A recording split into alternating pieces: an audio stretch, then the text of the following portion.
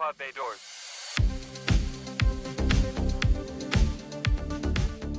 Greetings and welcome to another exciting episode of The Cinematic Traveler. I am your intrepid movie exploring host, Chris, and on this episode, it's that time. I'm so excited. It's the kickoff for our summer blockbuster season with the biggest movie star in the world, Tom Cruise, bringing us the latest in the Mission Impossible franchise. This one entitled Final Reckoning, directed by Christopher McQuarrie. And I, just like a lot of you, I'm a huge fan of this film series, so I cannot wait to tell you about this movie. Before I do, though, I do have to ask a favor. Whatever you're watching or listening to the show on, somewhere there is a follow or subscribe button. If you could please hit that button, I'd appreciate it, as it does help me and the show, but it also helps you. You won't miss any of my future reviews, and you can go back and listen to my previous amazing reviews and hear my sexy, sexy voice. And on some of them, you get to see my sexy, sexy face, should you choose to accept that mission. I hope you're doing well out there, my beloved listener, enjoying the warmth of the summer months. I know you're excited for this, so what the hell? Let's just dive into this film. Now, before I get to my review, I do have to over-explain a couple of things. I am going to give you a spoiler-free review, as well as a spoiler-free plot synopsis. And in this plot synopsis, I have hidden a movie quote from another movie that shares some DNA with this film or runs a little parallel to it. If you can identify this quote and get in touch with me through Instagram at Cinematic Traveler Pod, or my email address, thecinematictravelerpod@gmail.com, or in the comment section on YouTube or whatever you're listening to the show on your podcast, just leave comments. I'll find it. I promise I will find it. And I will give you a point. And at the end of the month, I add up all the points, and whoever wins gets to pick a movie for me to review next month. Oh my God, how exciting. How exciting is that? That is more exciting than Tom Cruise hanging off the wing of an airplane. Admit it. If you could choose the two, you would much rather pick a movie for me to review than hang off the wing of an airplane, at least if you're a rational, sane human being. And I know this all seems a little uncool, but that's the best time of the week to be uncool with Chris. You could also just play if you're listening every now and then, or this is the first time you're listening, just to let me know you're out there. I would appreciate it, as it gets a little lonely behind my fort of blankets. So let's go ahead and talk about Mission Impossible: The Final Reckoning. Yeah, it's gonna be fun on the bun. We open the movie with Ethan Hunt, again played by Tom Cruise, once again eluding capture as he tracks down the film's human villain, Gabriel, played by S.I. Morales. Now, Gabriel is trying to gain control of the Entity, an all-powerful AI that has the world on the brink of nuclear war. With life as we know it hanging in the balance, the leaders of the world can only think of one man with enough charisma, charm, testosterone to save the world. Unfortunately for them, I was busy recording this episode, so they had to turn to Ethan Hunt and ask him to organize his IMF team and stop Gabriel and the Entity. Ethan and his team, consisting of some people and Haley Atwell, must traverse the globe to find the thing to connect with the other thing to stop the AI thing. None of that is important, as we just want to see Tom Cruise jumping like a wild man from one airplane to another, risking his life to entertain us, because as he would say, that's right, Ice, I am dangerous. Hint, hint. Will he be able to keep you on the edge of your seat, or is that mission impossible? Well, see what I did there? That was pretty good. Well, I am not going to ruin this movie and answer those questions, but I will give you the best review for Mission Impossible: Final Reckoning in all of the podcaster YouTuber universe, nay, in all of the universe. And I know that was a bit of a scarce plot synopsis, as it were. There's not a whole lot to these. Well, I mean, actually, there is a whole lot to this movie. But you know what? You know what the plots of these movies are. You got to go get the thing, Ethan, and he has to go off and do it. So we'll get into a little more of the details as we go along. I did mention I love all of these movies. I know Mission Impossible 2 isn't highly regarded. I'll agree with that. And probably the worst one in the series. But I think from Mission Impossible 3 straight on through to Fallout. I think those are some of the best movies in this type of genre, action, spy thriller stuff, maybe ever. I think Fallout is probably one of the best action movies in the history of action movies. That movie just comes at you nonstop. So this being the culmination of all of these films and also the sequel to Dead Reckoning, which not a lot of people saw apparently, because we'll get into that in the negatives. But yeah, I was super excited. I'm always excited for Tom Cruise. You know, he builds these movies up and he shows you these crazy fucking stunts that he did. God bless you, Tom. God bless you. If you keep doing this stuff, I'll show up. I don't care how good or bad the movie is. If you're risking your life, the least I can do is spend a little money to sit in a cozy theater and eat my popcorn and Coke and enjoy your death-defying stunts. So, without further ado, let's go ahead and talk about the positives of Mission Impossible: The Final Reckoning. Sounds pleasant. And I know what you all want to talk about. There's only one thing that anybody wants to talk about in these movies. That's the stunts. Oh, should I tell you about the airplane stunt yet? Or shall I make you wait, tease you a little bit? Anticipation is half the fun, so I've been told. So we're going to start with the other segment that I really liked in this movie. There is a moment where Ethan has to go to the submarine, the Russian submarine that crashed in Dead Reckoning that started all of this, that had the AI on it. He has to go underwater in the Arctic Circle or whatever and swim through this damaged wreck of a submarine as it's starting to roll off the hill or the cliff or whatever you want to call it in the sea. That's, you know, it's rolling around and he's in there trying to find this device that will help him beat the entity in Gabriel. One of the best set pieces in the film. Actually, there's really only two big ones. But this one, whoa, it's amazing. And I'm not sure, there has to be a lot of practical in this. I haven't seen into behind the scenes stuff with the submarine part. I'm assuming there was some kind of, like they did in Inception, where they had that room where Joseph Gordon-Levitt's fighting, you know, and they had it, like, I guess on a gimbal and it spun around and all that fun stuff. I would assume that's kind of what they did here, because it looks pretty realistic with Tom having to wade through water, and sometimes he's in the air and there's air pockets and then it's back underwater and there's things falling and he's got to get out of there. And it's a really great scene because there's no dialogue. Well, all right. I'm gonna call the movie out for this, and this is a nitpick. It has one line of dialogue in it, and that is to educate the stupid people in the audience about what's gonna happen next. I understood, not that I'm saying I'm superior to everybody. I mean, I am, obviously, because I have a podcast and a YouTube channel, so I'm far superior to everybody else sitting in a movie theater. But I knew what was going to happen. I knew where he was going, but it was one of those lines that he says to no one because he's the only one in the room, so that he could tell the people in the audience, whoa, where's it going? Oh, okay, now we know. Outside of that, there's no dialogue in the scene, which I was really enjoying. It's just all action, and it's got this really kick-ass music playing and it's really foreboding, and all this stuff's going on. So amazing stunt scene. Gets you on the edge of your seat. And okay, all right, I'm done with the teasing. Let's go ahead and just tear off our clothes and get into it. What is this fucking show about? The airplane scene, with the biplanes, where Tom Cruise, you've seen it in the trailers, where he's hanging off one wing of the airplane and jumping onto the, my God, one of the best stunt sequences I may have ever seen in any movie ever in the history of ever. If it's not the best, I'm guaranteeing top 5. There were points in this scene, this section of the movie, where I had to remind myself to breathe. And I felt stupid because I've seen all of these movies before. I know Tom's going to survive because we've seen him at the premieres. But yeah, that stunt, I don't know, Tom. You are just a wild man to do that. It is absolutely incredible. It's amazingly shot. Christopher McQuarrie, he can film action sequences like nobody else. And Tom, you know, he's giving it all. But my God, he's just out there on that wing. How in the hell he survived that? I'm sure there were some extra cables. Maybe they CGI'd out or something. But still, holy shit. An amazing sequence worthy of seeing on the big screen. There isn't really much to spoil about it. I don't want to give away details on how, but it is absolutely incredible to know what's going on up there and that it was real and that it was really Tom Cruise hanging on. Oh my God. Like I said, he's jumping from one to the other. It's crazy. It is crazy. And I was on the edge of my seat through the whole segment of it.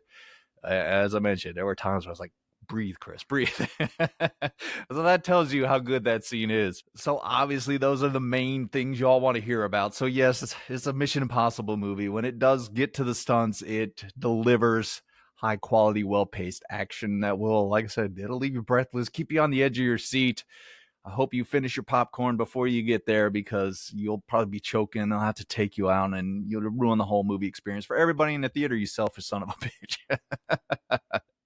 But anyway, of course, another positive is Tom Cruise. You get a lot of Tom Cruise in this movie that we'll get to later, but he knows how to play this role. He's the movie star, the action star.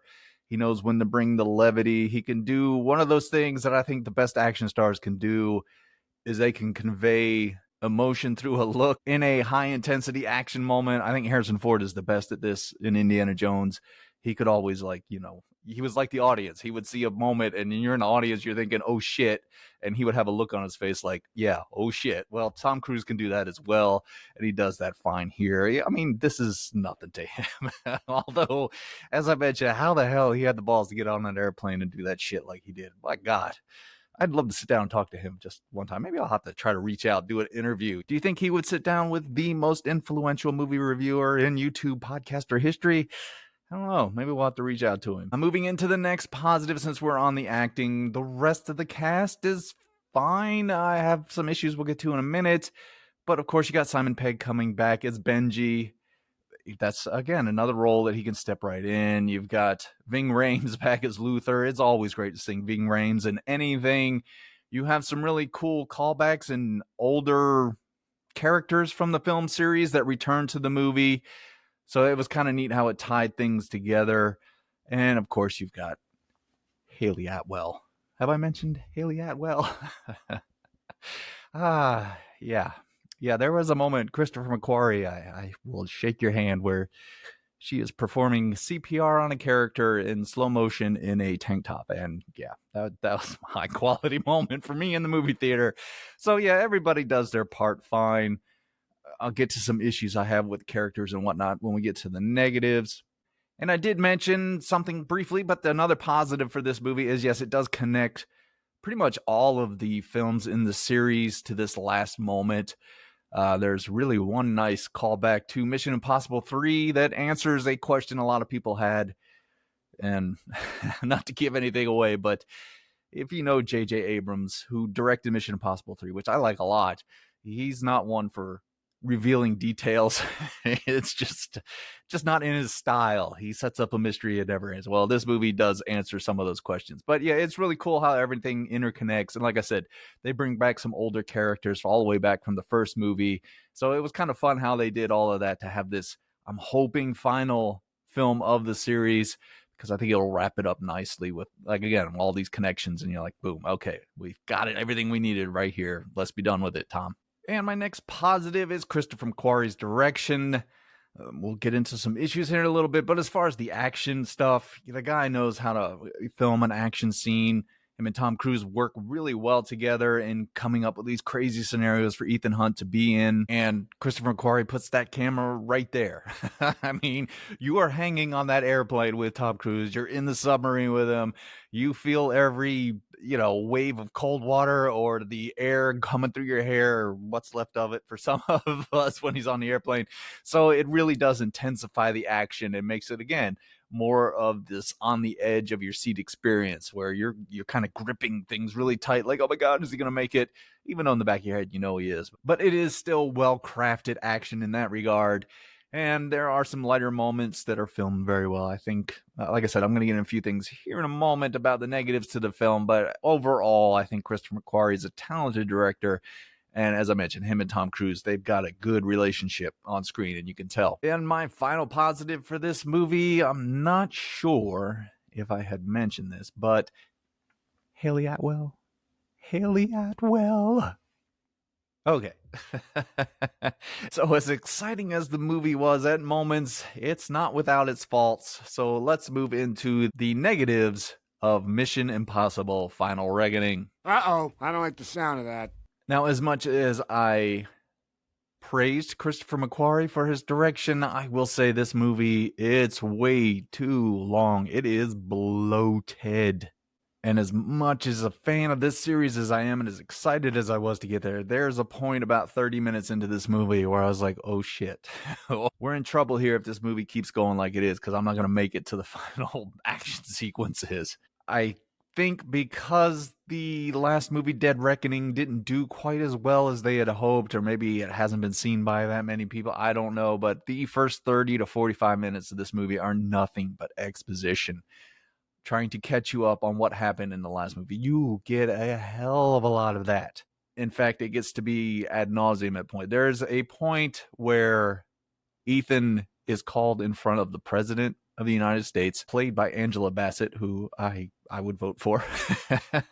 But at any rate, I think that scene could have been the exposition we needed to catch us up from the last one. They could have had a little action sequence, that scene, and then move into this movie, and it would really have saved a lot of the pacing issues that I had with this movie. I don't want to say bored. I got restless. I was like, okay, we know, let's move on. Because again, you get a lot of characters going, remember when this and this and then, you even get flashbacks on the screen to old characters, to old moments in other movies, and a lot to the previous movie to try to keep you up to date on all of this shit with the entity and everything like that. So yeah, this movie's too long and it's too bloated. They really needed to shave it off. The best movies in this series, as I mentioned, Fallout, it just feels like it's moving at a breakneck pace and you barely have time to catch your breath before the next big action sequence. This one, I'm going to warn you, it's going to take probably 30 to 40 minutes for this movie to really get moving. But once it does, you're in for a fun ride. I think the next negative for the film is the villains, whatever you want to call the entity, or Skynet. That's pretty much what it is, because it's making the decision to end everyone's lives. I kept waiting for Arnold to show up. Are you Ethan Hunt? But yeah, that's basically the plot of that. I watched that. I was like, oh, this is very much like that. It also steals a little bit of a sequence from Hunt for Red October, revolving around the submarine stuff. But at any rate, yeah, the villains, Gabriel, he's not that interesting. He wasn't interesting in the last movie. And the entity stuff, you just kind of got to buy into it. So I didn't really care much for that. Our next negative for the movie is the team part of the film. This one, you don't get a whole lot with the team. They've got a few segments here and there, but unlike the others where it feels like as they're going along in the movie, everybody's important to the group and they all have their role to play. This one just feels like they're there to remind us, oh yeah, there's Benji and there's Haley Atwell and these other people. Okay, so there they are. Okay, let's go back to Tom. And as much as I do love Haley Atwell, her character in these last two movies, I just did nothing for me other than enjoying the scenery on the screen. I wish they would have kept Rebecca Ferguson, Ilsa, from the previous movies. I think it would have had more of an impact in the movie at certain stages where Ethan Hunt's going through stuff and there's a woman beside him. If it would have been Ilsa, I think it would have been, again, more emotional because we have been invested in that character. Haley Atwell, I don't know much about her character. I couldn't even remember what brought her into these movies in the last one. So I wish they'd have done something either different with her character or just let Rebecca Ferguson. I don't know if there was contract. I don't know why they changed, but at any rate, I wish they'd have kept Rebecca Ferguson in there. And my final negative for this film, this is kind of a big one. Maybe I shouldn't say this if I want to actually talk to Tom Cruise, but this feels very much like a vanity project. You get a lot of Tom Cruise in this film. You get a lot of Tom Cruise in his underwear for some reason.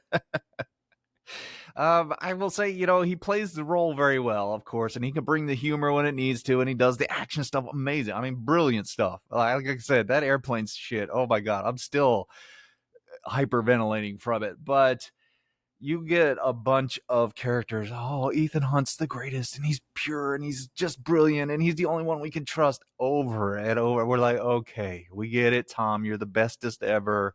You're the superhero of the movie. You're flawless. Everything is perfect. We get it. And like I said, you get a lot of him separated out from the team. So you miss that dynamic. So it feels very much like this is just Tom Cruise's movie as opposed to the Mission Impossible movies that we're kind of used to. I mean, he was always forefront in those movies, but as I mentioned, you always had sort of a dynamic with the team where they were all important to the mission. And this just felt like they only had one task to do, and that was about it. So be warned, you get some extra overdoses of Tom Cruise, especially in a movie that's over 2.5 hours long. It just got to be, yeah. By the end, when you have yet another character, oh, here, Ethan, you're so perfect in every way. It was just like, shut the fuck up. Can we get back to the airplane stuff? That's more fun to me. So those are my major negatives for the movie. There's other stuff with the dialogue and the script is kind of all over the place. It's just not as tight as the other movies in the series. There's a lot of bloat. That's the easiest way to tell you the negative of this movie. It is just too much movie. And I know that sounds weird because with this type of movie, you want to have a lot of action and stuff, but it takes a good half of this movie before you get there. However, when you get there, it is a fun ride. So overall, do I recommend seeing it in the movie theater? If you have a lot of patience and you can make it through the first, like I said, 30, 45 minutes of the movie and all the exposition dumps, once he gets to going to the submarine and you go through all of that, the movie's great. It finds its groove. It's a Mission Impossible movie. He's the action star. You're digging it. I've mentioned, I think it's worth going to the movie theater just to see the airplane stuff, to see him doing what he's doing on the big screen, jumping from these biplanes and all this shit. I mean, it is absolutely insane. And I'll mention it again. I did have to remind myself to breathe that's something, because I have seen a shit ton of movies over the years. So I'm kind of numb to a lot of things, but I found myself, I was laughing at myself. I was like, Chris, it's a movie, but I was really feeling the tension of that scene. It is masterful.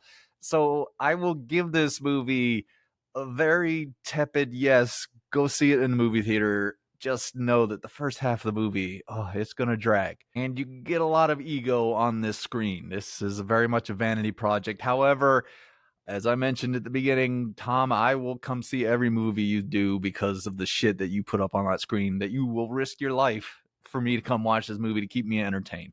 So yeah, I do recommend it. It's not a high recommendation. I wish this was better. I will say the series kind of peaked for me at Fallout. As I mentioned, I think that's one of the best action movies ever. Really, that movie is just relentless with the action and the sequences where you're like, holy shit, how can they top this? And then they top it on the next sequence. So it's an incredible movie. I think the last two have been good because I think Tom Cruise is incapable of making really bad movies, especially these types of movies. And it has the action, it delivers that, but there's just too much bloat. The bad guys aren't really that interesting. And as I mentioned, you're getting a lot more ego in this movie than any of the other ones. So yeah, I was disappointed, but I will say the action sequences in this are absolutely incredible. And I would recommend going to see it for that. I'm hoping that this is the last one. I know Tom's in his 60s, but he said he's going to keep doing action movies till he's 100. And I will let you know, Tom, I know you're listening. Please don't be too angry at me with this review, but I know you're listening. Just know that you will have my money every time you make one of these movies, because you are a crazy man for the shit that you will do on that screen. That airplane sequence is going to be studied in stunt work for the rest of the history of cinema. It's that good. So yeah, I'll give you a very tepid recommendation to see it in a movie theater just because of the grandness of those action sequences. Just be warned, you're going to get restless at various points in the movie. So I guess that kind of wraps up my review. Wish it would have been better. That's all I could really say. I mean, the stuff it does deliver, though, is just incredible. So I guess I'll stop rambling on. If you've made it this far into the episode, I must have done something right. And if I did, again, if you could please follow, subscribe to the show, share it with your friends, family, loved ones, incredibly overpowered AI. Just share the damn show. Find me on social media. I'm on Instagram at Cinematic Traveler Pod. I'm on all the other ones, but I really don't go on there very often. And if you want to play the contest, let me know what movie it's from in the comment sections or on Instagram or my email address, thecinematictravelerpod@gmail.com. Now, I will be back next week. I think we've got a horror movie coming out from the directors of Talk to Me. This one is called Bring Her Back. So I enjoyed Talk to Me. I'm curious to see what they follow that up with. Also, you are going to get to hear this sexy, sexy voice on another show. I am going to be on Reels of Cinema with our friend Frank Mendoza. We did an episode where we recorded talking about Raging Bull and Goodfellas, and it's always fun to talk Martin Scorsese. That episode should be out relatively soon after I release this review. So you definitely want to find Reels of Cinema and check out my episode there. Go support his show and support me being on another show. Come on, show the love. Show the love. Now, before I go, I just want to thank you for taking the time out of your day to watch or listen to my show. I tell everyone I know I've got the smartest and sexiest audience in all the podcast YouTuber universe, and you never fail to live up to those high standards. How do you do it? How do you do it? You make Haley Atwell look average. That's how sexy you are. Now, as you are traveling around on this blue and green ball bouncing through the cosmos, I need you to do one thing for me. Go out and do that voodoo that you do so well. All right, show's over. I'm tired.